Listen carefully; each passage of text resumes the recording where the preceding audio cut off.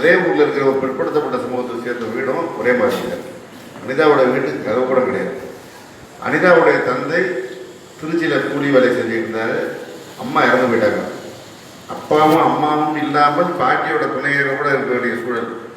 பிற்படுத்த சமூகத்தில் கூட இருப்பாங்க, கூலி தொழிலாளே வெளியில் போயிருப்பாங்க, வந்திருப்பாங்க. ஆனால் அவங்களுடைய குடும்பம், அவங்க கிராமத்தில் அவங்க வாழ்கின்ற சூழலுக்கும் அனிதா ஒடுக்கப்பட்ட சமூகத்திலிருந்து வந்த சூழலில் அவருடைய தெருவில் வாழ்கின்ற சூழலுக்கும் 1000 வித்தியாசம் இருக்குது. அதில் போராடி அனிதா 1178 மார்க் வாங்கியிருக்கிறதுங்கிறது பார்க்கணும். அடுத்தது ரவி அவர்கள் சொன்னது போல் அந்த போட்டி எம்பிசிக்குள்ளே தான் போட்டி நடக்குது. எம்பிசிக்கும் பிசிக்கும் மோத விடலை. 100 மீட்டர் ஓட்டத்தில் ஓடும்போது ஜூனியர், சப் ஜூனியர், சீனியர் பிரித்து தான் ஓட விடுறாங்க. அதுபோல் குத்துச்சண்டை போட்டி இருக்குன்னா 50 கிலோ வெயிட்டில் இருக்கிறவங்களுக்குள்ள இந்த போட்டி, 70 கிலோ வெயிட்டில் இருக்கிறவங்களுக்குள்ள போட்டி இருக்குது. 70 கிலோ வெயிட்டில் இருக்கிறவங்க எங்களை கூட மோத விடலை அப்படின்னு சொன்னால் 70 கிலோ வெயிட்டில் இருக்கிறவங்க போது அவங்க வெற்றி பெறக்கூடிய வாய்ப்பு தான் இருக்கும். அதுக்கு பிரிச்ச போட்டி இங்கே தான். அதனால் அந்த போட்டிக்குள்ள நாம் மார்க் எடுக்கணும் அப்படின்னு நினைக்கிறது நம்ம அதை நினைச்சோம்னா ரவி சொல்கிற மாதிரி அவன் திருப்பியும் ஆரம்பிப்போம்.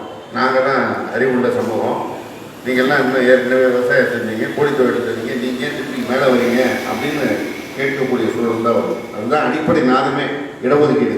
முதல்ல அதை புரிஞ்சால் தான் அதை மேற்கொண்டு அடுத்தடுத்த கேள்விக்கு நம்ம போக முடியும். எனவே எல்லா விளக்கத்தையும் நம்முடைய ரவி அவர்கள் மிக தெளிவாக சொன்னார்.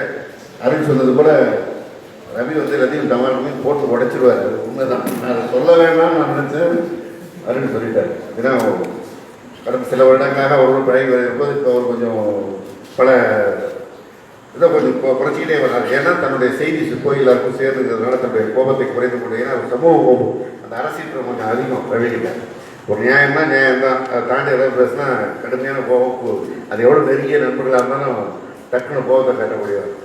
அதாவது வெளிப்படுவதற்கு காரணம் நம்முடைய சூழல், இன்றைக்கு இருக்கின்ற சூழலில் மத்திய அரசு நம்மை கொடுத்து கொண்டிருக்கின்ற அழுத்தம், நம்மை தமிழகத்தை பாழ்படுத்துவதற்கான என்ன வழியெல்லாம் பார்த்துட்டு பார்க்கணும். அவரை போன்றவர்கள் இன்றைக்கு வெளியில் தன்னுடைய வெளிப்படையான கோபத்தை காட்டுகின்ற ஒரு சூழல் இருக்குது. அயல்நாட்டில் பணிபுரிகிறவருக்கு இதெல்லாம் செய்யணும்னு அவசியமும் கிடையாது. அவர் தன்னுடைய வாழ்க்கையில் இன்னும் முன்னேறுவதற்கான பணிகள் என்ன இருக்குது அதை என்ன பார்க்கலாம், அதெல்லாம் பார்க்கலாம். ஆனால் அதையெல்லாம் விடுத்துவிட்டு முகநூரில் இது எழுதுவது இருக்குது, இடஒதுக்கீடுக்கான அவர் நேரம் ஒதுக்கி எழுதுவது என்பது மிகப்பெரிய பணி.